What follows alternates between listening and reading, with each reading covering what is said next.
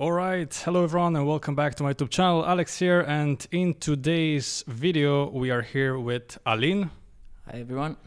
Alin, he's from Romania. He's from the same country that I am, and he joined forces with me today at this lovely podcast, the Jetlagged podcast, as I named it. Alin, it's good to have you here. And first of all, I want to ask you, where are you from Romania? Which city or where have you lived before? All right, so originally I'm from countryside. I'm from a village in Teleorman County. And for high school, I moved to Bucharest. 7 years, I lived there. And then I switched. I left the country, as most of the Romanians. Nice. Well, actually, yeah, we have this kind of thing in Romania. Quite many of us, we left for a better life. And I'm not saying the life in Romania is not good enough or anything like that. But sometimes you just want something more out of life. And if it happens to, leave for a better opportunity, this is the way it goes, right? And it was the same in your case. Exactly. It's all about the opportunities that you get. Absolutely. Alin, how old are you? Well, I'll be 24 in the next month. Happy birthday. Thank you. I just turned 30. I was just telling that in my recent podcast. Time flies by so fast. You have no idea. Anyways, Abu Dhabi, we are here. What do you think about the city, and what do you think about the United Arab Emirates? Man, I can tell you it's a huge change for me coming from Romania, and then I moved to Spain for a year. So the cultural differences, you can feel them for sure. But Abu Dhabi, and especially UAE, it's a nice city and country where you can have a lot of opportunities, and that's why I'm here. Yeah, definitely. There's a lot of opportunity here, apart from aviation as well. And everybody's telling me that this is the place to be, this is the place to move to, this is this is where the society is heading towards. Idealistic kind of city and country. But nevertheless, Romania, beautiful country. If there's something that you miss from back home, what would that be? Well, I don't know, food. What would you say? First of all, I miss my family. Okay. They're pretty spread around the Europe as well, and my friends as well. Okay. But I think I miss the food, man. The food. The Romanian food, top quality. I kind of agree with that, and I know what you mean. Yeah, we have our ways to make it delicious. Are you a soup person or not really? It's a 50-50 right there. Meat? Yeah, of course, depends. The meat tastes so amazing in Romania, and also the vegetables, the fruits, all of that stuff. Definitely, it's one of the things I miss as well. But anyway, we are here and we're embracing Arabic culture, of right? Course. And Etihad Airways. Who would have thought? So I'm flying for about a year. I was in a company in Spain. Actually, it's not a Spanish company. It's from Ryanair group. It's called Lauda Europe. Lauda Europe, yeah. Yes. I was a regular guy with a, let's say, regular job before aviation. I was a blackjack dealer, actually. But it was an online casino. So we were doing everything in a studio. It was nice for a couple of months, but I actually wanted aviation for some time, but I didn't know how to start. I know there were like courses if you can do and all, but my approach was different. I just started to apply to different companies. I didn't know too many, like let's say 5 companies. Yeah. I applied to all of them. I put a CV, and out of nowhere, this company, Lauda Europe, just gave me a chance, an interview. Yeah. I nailed it, and they told me that, all right, in 2 weeks, hope to see you in Palma de Mallorca. Palma de Mallorca, a vacation destination, as we all know, right? Exactly. My parents actually have been there in a vacation or for work. We have a small travel agency, so they travel sometimes, and they like that place so much. They really like Palma de Mallorca. How was it to work there? It's nice. It's beautiful. As an island, as you said, I actually bring my friends as well there, just for a vacation. Yeah. But to work, depends what you're doing, because you have to imagine that what we had there was pretty standard Ryanair salary, and everything that you had there is not compared to this lifestyle that you have in Abu Dhabi. Yeah. because you don't get too many perks. Our joke in the company was like that. From the company, what gives to you is the water. Okay, only the water you get from the company. Yes, you get it for free. But it was okay. It was good. I started with little to no experience, not even a clue about aviation, and little by little, I just started to be a cameraman there. We had like a fixed roster. 5 days we worked, 2 or 4 sectors, only turnarounds for the turnaround lovers. Of course. And 3 days off. So it was a fixed roster. That was okay, in my opinion. Okay, actually, it doesn't sound that bad, but obviously it's a small airline in Spain, in Palma de Mallorca. You will not have layovers, right? Because you basically bring people from Europe to vacation in Mallorca, which is beautiful, amazing vacation destination. But the salary is not that competitive, I guess, right? Exactly, it wasn't that competitive, but you could live at least. So we had a decent living.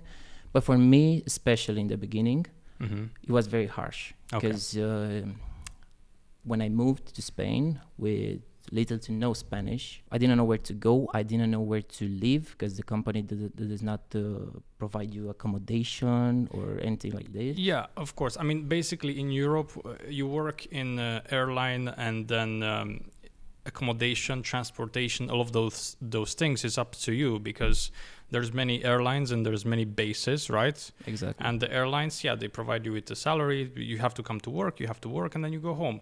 But however you go home and, all of that stuff, that's up to you, right? So exactly, it's up to you. So for me, it was a challenge to find that home. Especially in the beginning. Exactly. In the beginning was very difficult. I had to switch some hotels. I lived in a hostel and like for a week. Then I moved with some colleagues. For a month, we paid a lot of money for a room. And we had some ups and downs, especially me because I was pretty new in this aviation thing. Yeah. But after that, it went smooth. But at the end of the course, I kind of... My bank account was almost zero. Okay. So I had to improvise.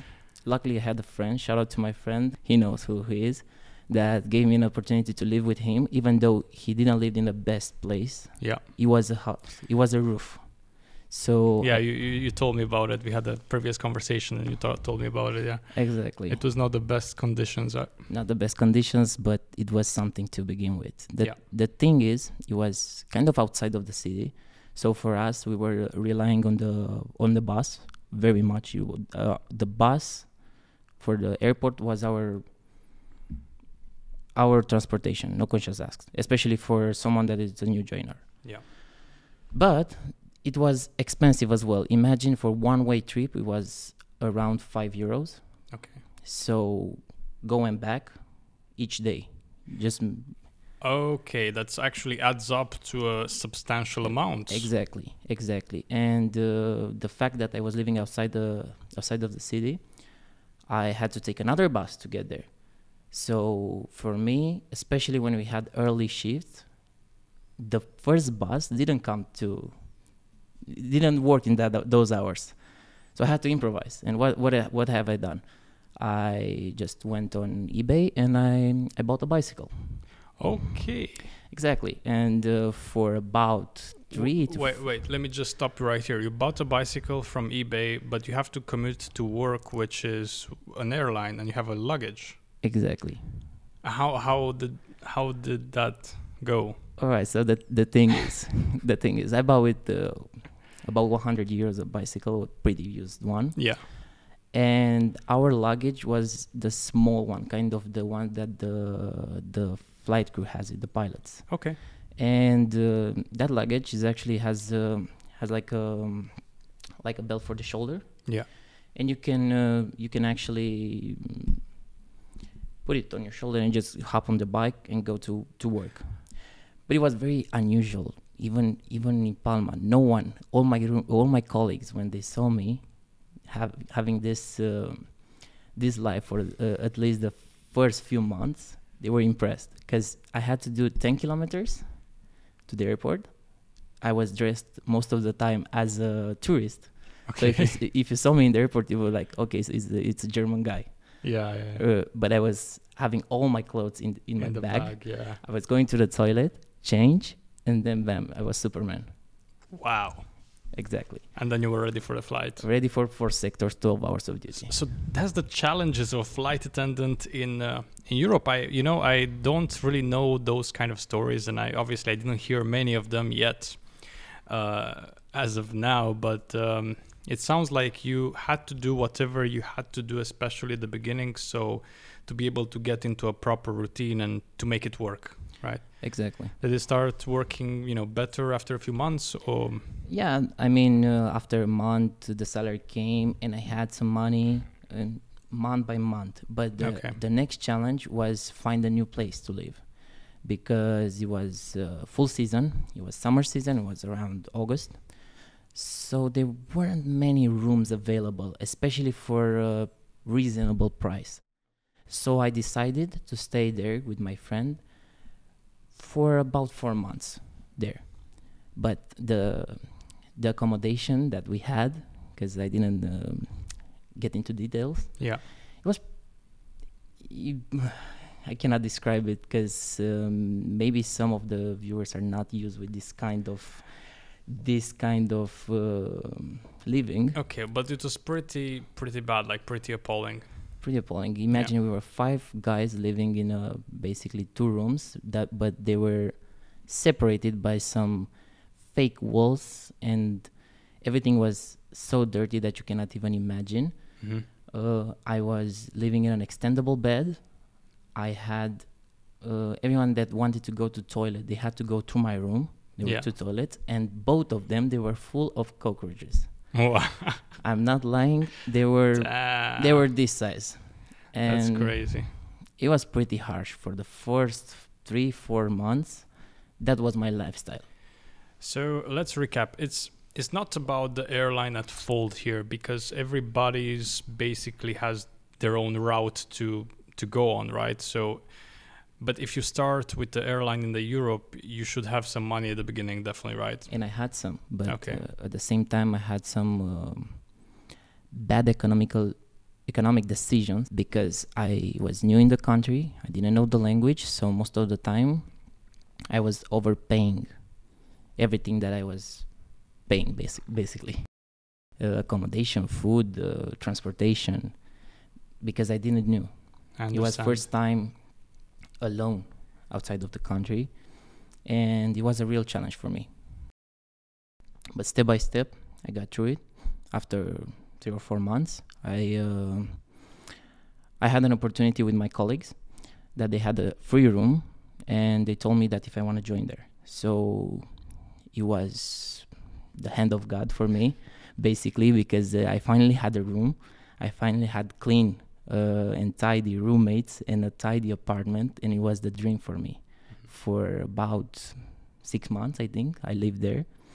And I can say that after those 4 harsh months, I actually started to have a cabin crew life where I had not just on the job, but outside of the job, a real life. Okay. In which you can, do things for fun, for example. Exactly. All right. Or basic things like having a decent shower. Okay. Wow. Well, that's a very interesting story. I didn't know things can go south, especially in the beginning in Europe like that. But nevertheless, I'm happy that now everything goes better, and I think it's one of those things in which it's a life experience. You have to go through it. You have to make it work, basically, and the fact that you made it work maybe made you a stronger person, right? Exactly. I took it as character development. Character development. Very well said. Life experience. Exactly. Basically. Exactly. That's it. That's life. We go through ups and downs, and sometimes there can be more downs than ups. But then you have to go through them. You have to succeed and keep pushing, right? Exactly. That's life. And apparently you did very well. So that was some time, and then after some months, everything was okay, right, in the airline, and with money start to pile up. Exactly. And I don't want to diss Mallorca lifestyle and everything that I had there, Okay. because I had an amazing life. I Yeah. made some amazing friends, That's amazing. and I'm grateful for what I had, even though at the beginning was pretty harsh. Mhm. I'm really happy for having that year there, learning so Um, many things and meeting so many people that just piled up to my personality and my life experiences. I'm happy to hear that, man. That's great. So what happened afterwards? How come Etihad? All right, so Etihad's story starts around November 2022, where applied to many other companies in the meantime, because I already started to know how it is, how it's going around, and I just went on the website. I put my CV. I applied for an assessment in Madrid, and after, let's say, 2 months, I got an invitation for the assessment day at the end of January 2023 this year. And I just went. It was me and my best friend, the same guy that went with me that lived with me in the first few months. We went together. We said, "Let's go, bro. We're going to Abu Dhabi together." That was our pact. And we went. It was a 2 days assessment. There weren't that many people around in the day too, around 60 people. So it was all right. But luckily for me, I got in, but my friend didn't. Oh, I'm sorry to hear that. Yeah, but he said that he's not giving up. He will join us soon. Hopefully so. Yeah, exactly. Hopefully so. And after a few days, I got the golden email telling me that in a few months you're gonna be in Abu Dhabi. You're gonna start with Etihad Airways. That's it. Congratulations. Thank you. That's amazing. Thank you. I guess that's the best feeling, getting that email and knowing, okay, I'm done. I'm in. I'm coming for you. Exactly. It was overwhelming in the beginning because I knew that I have to change another country, another chapter in my life ends, but another one begins. So I was proud, but at the same time, I started to be nostalgic. Okay. With all the times that I had in Palma de Mallorca. Because you already built a life there. You went through the hardship and you start building a life there. Exactly. And then everything changes and now, it's Abu Dhabi. Exactly. But even though no disrespect to the Spanish culture or the Spanish people, Yeah. but I couldn't align 100% with their personalities. I was pretty different. Palma de Mallorca is a place where you all the time going to party. Like there's party all day, all night. Okay, yeah, I can imagine that. I'm going to parties as well. I don't mind. I'm a funny guy, but I like my time of peace alone at home at the same time. But most of my friends and my colleagues didn't have that, Okay. and I was a little bit shook up by this thing. But at the same time, I know that I have to work on myself and just to go in a place where I actually feel appreciated and to a company that will actually provide you everything that you need to have a normal and decent life. Okay, fair enough. That's well said. Speaking of parties and such, do you consider yourself an extrovert or an introvert? Depends. I always say that I'm half. Okay. Because if I don't know that person or that group of people, I will not engage with them. But if you talk to me, you get to know me and I get to know you, I'm going to be the center of attention. I'm going to be in the middle of the circle. That's great. I think I consider myself in the same way, although I tend to be more introverted. But now I'm saying I'm introverted and I'm having this podcast right now in front of people, with viewers. So I think I'm not really sure what's happening, but definitely sometimes if I spend too much time in groups, if I go out too much and if I stay over, and I feel that I need to escape a little bit and just go home and okay, finally I'm home, I'm at peace, whatever. So maybe that's the introverted side of me, and maybe this one is the extroverted side of me. We're sitting here having a conversation, and that's pretty extroverted, right? Exactly, pretty extrovert of us right now. Yeah, absolutely. That's cool. Parties in Mallorca, they can go crazy, right? Yeah, yeah. Mostly tourists, I suppose. Yeah. Especially in the summer season, there it's full of tourists. Germans, English, people from north, everywhere where it's cold Yeah. in Europe, they're going to Mallorca. They come south in Spain, in Exactly. Mallorca. Absolutely, yeah. Makes sense. All right, so Etihad, how much time do you have in the company now? All right, so I started in 1st of May. I joined, so I had the course for about 1 month and a half. Okay. That's the standard. And I started to fly almost 1 month ago. 1 month ago. All right, so you had like what, 4 or 5 flights? With the Suppies, I think I have 7. 7 flights total. How is flying? It's good. It's Okay. good. I actually really enjoy this long haul life. Okay. It's amazing. I only went to Milano, to Zurich, and to Bangkok. So 3 layovers, Milano, Zurich, and Bangkok. 2 Europes and 1 Asia.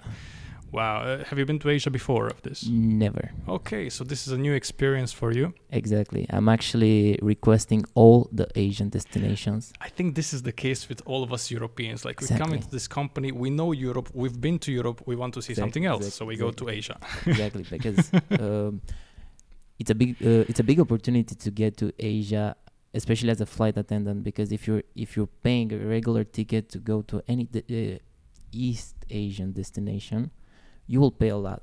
Absolutely. All the tourists that are going there, they know that. But for us, having this opportunity, because it's our job, it makes it so easy. It makes so easy for us to just go there and enjoy our 24 hours there. Sometimes more. Sometimes more if we're lucky. Absolutely. So in Lauda Air or Ryanair as a subsidiary, there was not much work on the plane, right? Like you don't work too much as a service-wise, right? Yeah, our service is pretty much summed up to food and beverage service, which is everything that you get on that plane, you have to pay for it. Yeah, okay. I was making jokes with passengers, telling them after I give them a coffee or something, I was giving them a napkin, and I was like, courtesy from Ryanair. Really? Yeah, and they were laughing so much. I had my only jokes, my own jokes there, just to make the fun more enjoyable. That's amazing. No, and I think you have to do that. Like you don't have to be super stiff with the passengers. You can be yourself. You know, you can say a joke sometimes. You can check the mood, how they are, and you know, you can be friendly. You know, that's the most important thing, to enjoy your job. If you're just still like a rock, you know, it doesn't make much sense. You have to enjoy your job, conversate, and so on and so forth. But so now I switched to Etihad, a full flag carrier, a lot more work on the plane as well, right?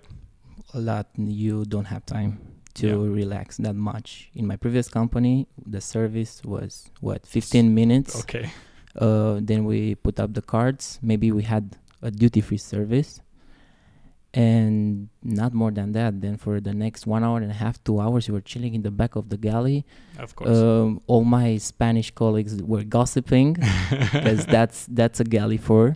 No. Come on, we have the same thing. You know, it's called Galley FM. It's every airline has the Galley FM. Yeah. But the thing was that they were. It's normal. 99% of them they were Spanish speakers, so they were gossiping in their own language. Oh no! And for you as a Romanian that doesn't really speak much Spanish, can be. Yeah, because usually the Romanian girls speak more Spanish because they watch the telenovelas. That's true. But as the guys, I was lost. I was just doing my own stuff. I was keeping a journal. I was reading some books. I was trying to do something to kill my time. I was trying to do something, you know. Good. And that was my life there. But here at Etihad, you actually work. You put the work in. And you have to, like, we have full flights. We have full service, of course. It's a lot more expectation than a carrier in the Europe. But at the same time, it's much more rewarding. And, of course, you have your benefits that are different. Exactly. Right? So if you put the work in, you get the benefits as well. So that's why I came here, because I'm not that kind of guy that is afraid of work. They finish that flight, they will think about me, that I was giving them an extra smile, a joke, a cup of water. That's you really it. noble, man. Respect for that. Cheers. Thank you. Very Thank nice. Well said. Well said. I think that's important, and it's one of the things that you should have natively within yourself if you were to accept to be part of this job. I just want to add up what you said now, that if you don't have this call of being happy, seeing new people, the passengers, to not give them a bad mood. I'm not saying don't choose this career, but it's not gonna be enjoyable. So you have to like it. Otherwise, you'll have the benefits. You will travel, but you will not feel rewarded at the end. You have to sleep well at night and Exactly. at peace with yourself. And it's one of the things I also hear much about the work. Like, many people think of this job as being super fancy and glamorous, and don't get me wrong, it actually is. It is super fancy and glamorous. When you walk in the airport, people will look at you. You'll have the full attention, and also, there's a lot of benefits and perks of this job that we discussed on this channel before. However, you do have to work. You do have to put in the work, and this is the way it goes. On the plane, you have to work, and sometimes you have to work hard. But again, it's rewarding, and it's worth it in the end. That's the most important thing. Have you yet to experience a jet lag? Not yet, because my longest flight was 6 hours. Okay. So I didn't get to experience that. I'm not saying I can't wait for it, but probably with my first ultra long haul flight, I will call you and I will tell you how it is. Please let me know. Absolutely. I'll be thrilled to find out what's happening. I cannot sleep. I cannot do anything else either. It's quite daunting, but good luck in your future flights. Do you have US visa? Yes, we do have. They give you the US visa straight away? They gave it already Okay. on 20 of June. Yes. You don't have to give me specific Yeah, dates, yeah, but yeah. that's pretty cool. Yeah, So they were straight pretty away. fast because we are trained on the 787, 777, and 350. The same as my friend that we just had a podcast with, Ibon. He had exactly the same situation. So your batches are trained on 350, 777, and 787, which is quite a cool combination. And that means you will fly a lot of US. That's good for the salary, by the way. Exactly. Probably heard that before. But bad for the jet lag. Yeah. But so is Australia. Yeah. So although I can fly to Australia, I didn't fly for like 8 months, any ultra long haul flights. I don't know why. I don't know how. Maybe it's just by luck. I don't necessarily prefer it, but I know if I have one of those ultra long haul flights, 14, 15 hour flights in my roster, then you have a good salary. And that's, it's important. It piles up. And probably you at the beginning, you want that as much as possible to build up some finances. Exactly. We need the money for the beginning, because every transition that you make in life, you need some money to back you up. Absolutely. Otherwise, you will struggle. Absolutely. So for the future months, for sure it'll be much better, and you'll be much more content with everything. But for now, by the way, I wanted to tell you, you're going to the gym, right? Yes, I do. My brother. I do. Build an impressive physique, man. And by the way, please tell the viewers what's your height as well, because you're a pretty tall guy. I'm 187. 187. Yes. I am 185, and I was like, okay, I didn't know you're this tall. That's cool. What can we do? Maybe I look smaller in pictures. No, you're right, man. Okay, do you go to gym often? Yeah. Now I'm at this point where if I take a day off, I feel bad. I totally relate. Yeah. After a while, everyone that starts gym now, they will see that if you take a day off, you will feel bad about yourself. Yeah. What I lack, and it's my alimentation, and I'm aware of that. I can relate to that as well, my friend, because many times, especially if you're tired or not in the mood, you just want to order some nonsense food, some fast food, some fast carbs, and that's not good. I know, but for the moment, especially when I came into the aircraft, man, I can tell you, I was afraid for my weight.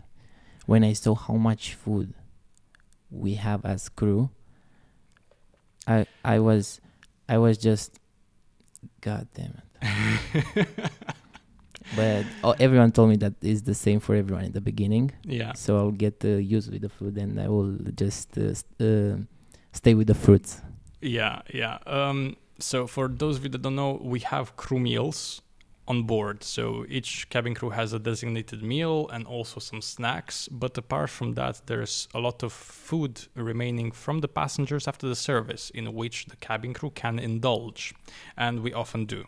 Exactly, because they will just throw it away if not. Correct. So you basically have to refrain yourself from eating. And sometimes that can be a bit difficult. Yeah, it is for me, because I'm a well-raised boy. Okay. In Romania, and you are well aware of, if you have a full plate of something, you have to eat it. Correct. Otherwise, your mama will be sad. And we don't want our mama to be sad. That's true. That's such a Romanian thing, by the way. It is a Romanian thing, but yeah, it's true. Like my family was, I mean, we have a saying in Romania. If I don't finish my plate, my future wife will be ugly. Maybe it's not in your part. In my region, okay. If you don't finish your plate, you have to kiss the cat. What? Exactly. I didn't know that. Don't ask me why. That's so strange. That's really strange. Kiss the cat. What if you don't have a cat? I don't. You find the cat and you kiss it. Nevertheless, either you kiss a cat or an ugly wife. So it's not good either way, right? So, yeah, cats are fine. Do you have pets? Did you have before? Yeah, I had 2 cats, but in a relationship, when something is over, who takes the kids? The wife. The wife. She still has them. She took the cats. All right, got it. Well, I hope she still sends pictures.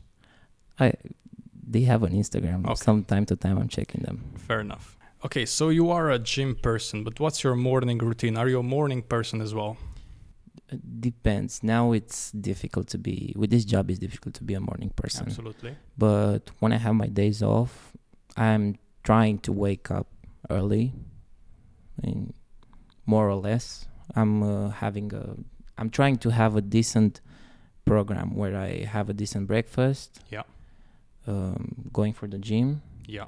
I'm having my lunch.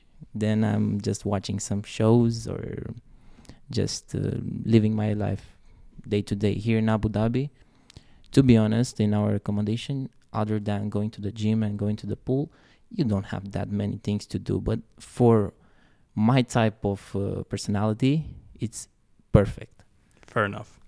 I mean, you can do a lot of things in Abu Dhabi. They just require some financing, right? That's true. Everywhere you go. Absolutely. For me, obviously, I've been here for a while. I have a car. You know, I know I go places sometimes, but I'm on the same page in a way that I don't really do many things when I'm having my days off. I'm, as we said, we're quite a bit of an introvert. But yeah, do you before gym? Do you have all the time food, pre-workout, coffee? I actually started to use pre-workout. Okay. The C4. Man, I use the same exact thing. Yeah. But it's just I'm buying from the supermarket just the cans. I don't have the cans. Yeah, just the cans. The fizzy drink. Because I had a funny story when I first tried pre-workout. It was back a few years ago. Okay. I didn't know how it works or whatever, and I just went to the gym, and I asked for it was like a shot of pre-workout, and I just took it and I started to do my workout. But I didn't know the side effects, the itchiness. You know the itchiness? Oh, that's I think that's from the niacin or something like that inside one of the compounds. Probably I saw after, but I didn't know about that. So I started to do my workout. I think it was a back workout. Yeah. And I was just trying to do the jitters, the itchiness. Yes, and the itchiness started to kick in, and I was feeling so weird because I couldn't concentrate on my workout. Mm-hmm. I thought that I'm having bugs on me. It was weird, and it was so weird I couldn't focus on my workout. So that pre-workout didn't do any plus to me. Fair enough. So from that point, I just said that I'm gonna stick to coffee and energy drinks. Man, I remember when I was back in Romania going to gym regularly, there was one guy, he took like 3 pills of caffeine and then 2 scoops of pre-workout with a lot of other compounds. The guy was red the whole workout. He was on fire the whole workout, that guy. But that was his routine, man. I don't know how much you can, last that long. But anyway, I do take pre-workout sometimes for my gym, especially if I don't feel like, having a proper workout, or I'm a bit tired or jaded, or, just plain old lazy. Exactly. Sometimes you just need that boost. No. Any other supplements you take or took in the past? I'm starting. I bought it now. I bought some protein powder, any other person. Some creatine. Creatine, yeah. And now actually I bought, but I don't know if they work or not, because I'm trying to lose weight. Besides the fact that I have to eat less, which is true and more clean, but some pills that are that gives you like a faster metabolism. Okay. And actually, I think today was the first time when I took them. Okay. And I will see. I will update you again after a month if they work or not. Because I'm trying to get thinner.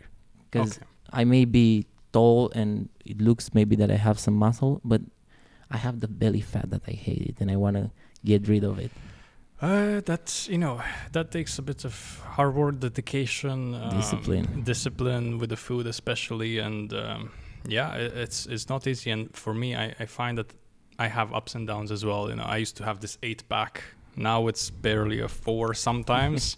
And, it's like, oh, you were there and you're not there anymore and you want to go back there. And it's just hard. It's harder. And you don't have the energy, the mood for it sometimes, for the gym and everything. And it's not easy. But everything is possible if you put your mind and everything on it. And by the way, let's do something for the camera.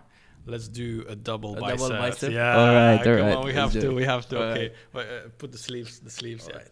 All right. Ready. Oh. This is peak YouTube content, ladies and gents. That's it. Double bicep. All right. All right. We have done that. Give a like for that and a comment down below. Exactly. Absolutely. Today I've done legs, so I don't have the pump. No worries. Yeah. Today I've done legs as well, actually. Oh my God. Yeah. A random leg day. And I didn't actually sleep too much at night. And it's very weird. Sometimes I find myself sleeping 12 hours in a day off. The next day off, I fell asleep quite early, and then I wake up at 7 a.m. and I sleep like 5 hours. And I'm thinking, okay, what's happening? It's just sleeping schedule for a cabin crew. Yeah, absolutely. Always random. Even in your days off. Exactly. Sometimes it's super, super random and quite weird, to be honest. But gym lifestyle. Many of you guys ask me, is it really possible to have a normal schedule, gym routine, fitness routine while working as a cabin crew? Well, absolutely yes. It just can be more hard sometimes, and it can take more efforts, to go to the gym, to have the energy, to sleep well as much as possible, to eat well as much as possible. So yeah, it all depends on each individual. Just a bracket here. Yeah, exactly. And I can add up that I know a lot of people that are going to the gym and are flying, and how a friend of mine like to say it, he's fit to fly. Fit to fly, absolutely. It's one of the requirements before each flight. You must present yourself fit to fly. That means well rested and you have the ability to fly. You're not sick, physically and mentally. Correct. And there's a mental kind of thing here to talk about as well, because sometimes many crew, they find themselves a bit depressed, a bit, they're missing their families at home, they're missing their friends. Sometimes it happens, 1 month of flying after you come here, you do the training, you fly for 1 month, and then you're like, okay, but I'm alone here. I'm alone here in Abu Dhabi. I'm alone here in this new job. I'm alone here in this new life. And for many people, it can be a bit difficult. It hits you. For me, last year, I had it last year when I was living in Palma de Mallorca. Okay. I had friends, but most of the time I was alone. So I realized that I'm on my own. So it is what it is. This kind of job requires a lot of solitude as well. So you have to, you have people around, but you'll have moments when you're alone. But you'll have to be strong for that and have a strong mind to overcome those moments. Yeah, definitely agree with that. Strong mindsets. And, I think it's easier nowadays to face those challenges just because, you have your iPad, you have your phone, you can contact your parents, you can have a video call all the time. And, that makes up for it. And for me, for the past years, I'm okay with that. I go to see my parents 2 times a year, maybe. I go back home to Romania and, apart from that, we just have video calls and we're fine. Everything is okay. I don't feel that much homesick. But I know many people, they have to adjust to that because they can feel quite a lot of this homesickness. For me personally, I don't feel it anymore because you've been abroad. Yes, that's one. And second of all, I have my mom that left the country. There's another common thing we talked about earlier, that we live for a better life, for better opportunities. Yeah. My mom did the same when I was 5. So for about 17, 18 years, she lives actually in Madrid. So I live with only one parent, and I'm grateful for everything that I had. But I got used with it, the thing that having the family apart, to be more like on yourself, to rely on yourself. Yeah. I'm pretty used to that. So this lifestyle is not really a problem for me. Okay, that's great. That's great to hear. No, it's important, especially people that have traveled before a bit. I think they can face this kind of reality pretty easily. So apart from that, it's a great life out here, to be honest. Exactly. I enjoy it since quite a few years. Probably you will enjoy it. Me too as well. It's amazing here. I haven't been yet to Dubai, to be honest. Okay. But I'm looking forward to. I heard it's crazy. Oh yeah, it's much busier than Abu Dhabi as well. But I like that about Abu Dhabi, that it's a quiet place, because if you wanna go out in Dubai, you can have that craziness. Yes. But at the end of the day, you wanna go home, you want peace. That's correct. So that's what I like this place as well. I can agree with that. Except, if you go to the main road in Abu Dhabi at 5 p.m. when everybody goes out of work, good luck with that. It's still a lot of traffic. But where it is not, I mean, come on, it's a normal thing. But nevertheless, it is indeed more peaceful, more quiet than Dubai. Dubai is a bit more crazy. So for people going towards the Emirates route, Dubai is quite the city. Have you applied to other airlines apart from Etihad? So before joining Etihad, when I was in my previous company, I think I went to an open day to Wizz Air for Bucharest, and I actually met a guy that was here in Etihad for about 6 years. And we had a chat, we became friends, and actually he's the one that told me about the life in Etihad, and he made me take the choice of choosing Etihad first and not Emirates. Okay. Because he told me that here, as a employee, you have a better life. That's what I heard from him. I don't know exactly, but I took his word, and I'm here, and I'm actually happy. Happy to hear that, man. And of course, you're at the beginning of your journey, so it's gonna be fun. It's gonna be a process. You're gonna enjoy it. And there's a lot of destinations to discover. Exactly. Definitely. What is a destination that you're really interested to see? I was very interested in Bangkok, to be honest. Mm-hmm. I just had a taste of it. Not fully. I haven't visited everything I wanted. It's 24 hours, yes, right? Exactly. So not enough time. Exactly. But Bangkok was one. The others that I want to see for sure, I want to go to China. Okay. I want to go to Japan. Yeah. And I want to go to India too. Wow. Yes, because I always wanted to go, and I know we have which one is with the layover Chennai. Yeah, Chennai is one of our layovers. But no, India, to be honest, is quite close. So whenever you have days off, Exactly. if you are willing to, 3-hour flights, 4-hour flights maximum, and you are there. Delhi, Bombay. There's a lot of places to see. Definitely, it's a big country, by the way. Exactly, and it now is closer. But from Romania, especially when I was living in Spain, it was pretty far. That's the thing. For us Europeans, those destinations, they're very inaccessible or, quite far away. And many times the tickets can be a nuisance, can be quite expensive.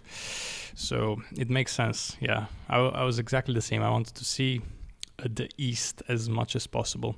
I'm sure you will enjoy US as well. Yeah. Maybe Australia, Africa as well. Quite a lot of nice places to discover. What really made you want to become a cabin crew in the first place in your previous company as well? Okay, so the cabin crew job, dream, Yeah, you name it, started unconsciously when I was a kid. I told you that my mom left the country, yes, when I was a kid. yeah. Well, whatever she was coming once a year, me and my father and my brother as well, we were waiting for her at the airport. So usually it took like half an hour to 1 hour to see her. Okay. Since you get into the airport. And besides all the passengers that were coming out of the airport, I saw some people dressed the same, very well groomed, going to the same directions, and they were called cabin crews. I didn't know that, but they were looking they looked amazing. They looked like superheroes in my eyes. And the little kids, 7 to 8 years old. 7, 8 years old. Oh wow! Like I was a kid and I was just waiting for my mom, but in the meantime, I was just seeing all those people working, and it was unconsciously. It just stayed somewhere in my head for a long, long time. Then I finished high school. I've done college. I haven't finished college yet. COVID, don't ask. I had a couple of jobs, and then this little thought that I had when I was a kid came back, and I was like, okay, let's see if it's possible in my 20s to get to travel and make money as well. For me, it made sense, and it still makes sense, and I'm happy. Many people see you now in the airport, well groomed, walking around after the flight. So Exactly, and I'm very happy whenever I see a kid in the flight or in the airport, and they're looking at me, and I'm always making a smile or giving a high five or a fist bump, because I know they're looking up to us sometimes. And I actually have a funny little story with my last days in my previous company. I was just doing a boarding, and I think it was an English destination. I don't remember the city, but they boarded, the family, and the kid just looked at me. He scanned me up and down, and he just did this. Good morning, sir. So well-mannered. I looked at him, and I said, good day to you, too, nice young gentleman.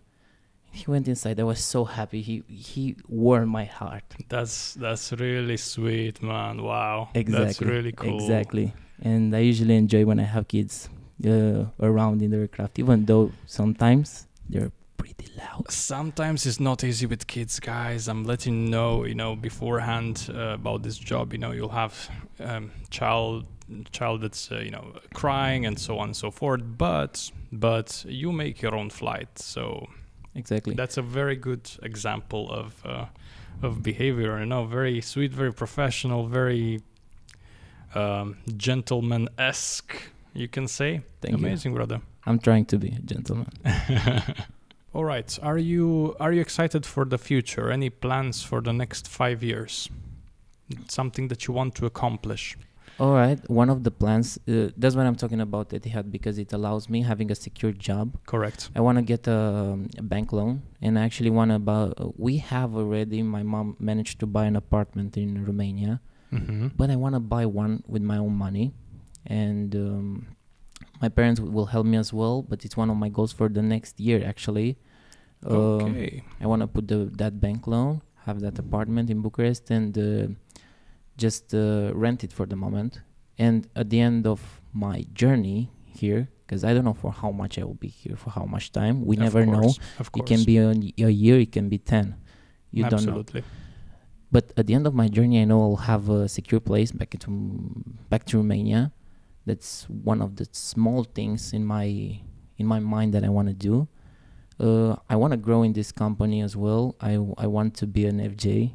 I want Of to course, be that business class crew. business class crew. I know Yeah. that we have opportunities now. I know that for you took more time. For us, yeah, back in the day, you know, we had COVID, we had cost cutting, a lot of stuff happened back in the day that now it's completely different now. You know, the upgrades are so fast. After 2 years, you can upgrade to become a business class. After 2 more years, maybe cabin senior, even less. So nowadays things are moving pretty fast in the company. I want to travel, man. I want to see the world. I want to see the different cultures, taste new food, talk to new people. I want to understand more about their cultures because I know where I'm coming from. I know my country. I actually traveled a lot around Romania because I knew that one day I will leave the country, and I want to. When people ask me how's Romania, I want to tell them with an open heart, in things that I already saw with my own eyes. Now I'm so happy. Looking back, let's say 2 years ago, Yeah. I was pretty down. Like you can imagine, you can look at me. I was, I don't know, 15 kilograms more. Really? Really overweight. Pretty depressed because I was struggling with college. I was having a part-time job as a food delivery driver. It was nice, but at the same time, you know how it is. It is not really your career, you know. I was having this gambling addiction because in Romania it's very, very, very common to have this. I don't know why. For some reason in Romania we have so many of those places, right? Yeah, so many. How do you call those places? Gaming places. Gaming places, yeah. Something like this. Gambling places. Gambling places is not like a casino. It's like smaller. A small casino, basically. Small casino where you just go, put your money, and lose every time. But it's pretty common in Romania because especially in Bucharest, you have in all the residential area, you will see a pharmacy, a bank, and a gambling place. I heard this before. Yeah, I think it's real. I think it's not only in Bucharest, but not only, but in big cities, the big cities especially. The big cities. Yeah. I'm just talking about Bucharest because I know basically everything there. But it got me. It got me because you're a young student, you don't have too much money, and you think that if you're going, you're making a little bit more, just to have, I don't know, for a movie or for that pair of jeans that you wanted. But in the end, you're not gonna go to the movie, and you're not gonna have that pair of jeans at the end of the day, because you will lose the money. Yeah, correct. And the new money, you want to recover the previous lost money as well, right? Exactly. It's everything in your head.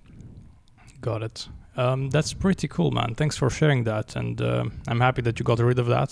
Yeah, I'm happy to be and what did you think of the Emirates, the UAE, before coming here? Did you think it's really a strict country, or did you know, what kind of information did you have? Okay, so I had my own preconceptions, but not that strict. Okay. So actually the one that was more worried was my mom. When she heard that I'm going there, she gave me some advices that I don't really want to say them, because actually one of them is like, don't look at Arab women. Okay. She told me, don't look at them, they're not for you. And I was like, okay, mom, I got it. But other than that, for me, I had my small preconception about this world. Of course. But most of them, they were cleaned when I came, and I saw how chill it is, actually. It's basically the same as everywhere else, I would say. It's not much different, and all that thing that you cannot wear short skirts or tank tops. That's really a thing of the past. Now the place is quite touristical, and you know, it's quite free. Do you want to have alcohol? Yes, you can. It's just you buy it in a liquor store, not in a supermarket. So it's you have some designated places to buy it. Correct. That's not a problem.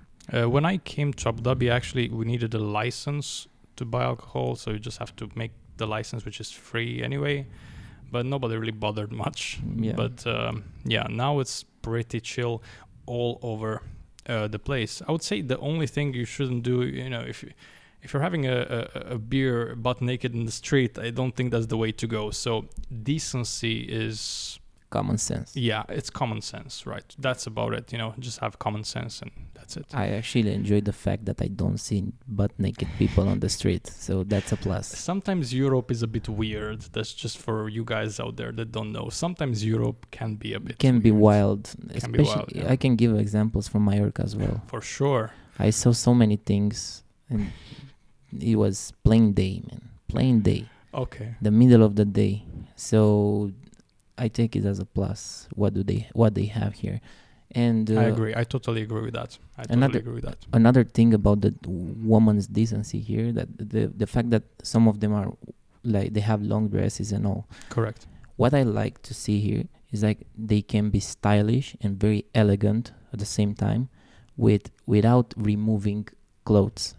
Yes. Because you can be attractive and looking so good with a lot of clothes on as well. Absolutely. Like you don't have to be naked to be beautiful. Absolutely. I think as a man, I think decency in women is really, really attractive, and that's it's really nice. And especially, let's say you're a man looking for a family, you're probably thinking of a decent woman to begin with. So exactly, that shows that that woman has respect for herself. absolutely, I'm open to speak to a large number of people. If somebody announces themselves, hey, let's have a podcast, maybe I have an interesting story to tell, I'm open about it, and I think everybody has a story to tell some way or another. So thank you very much for sharing your story today. Thank you as well for having me here. All right, everybody, a like for Aline.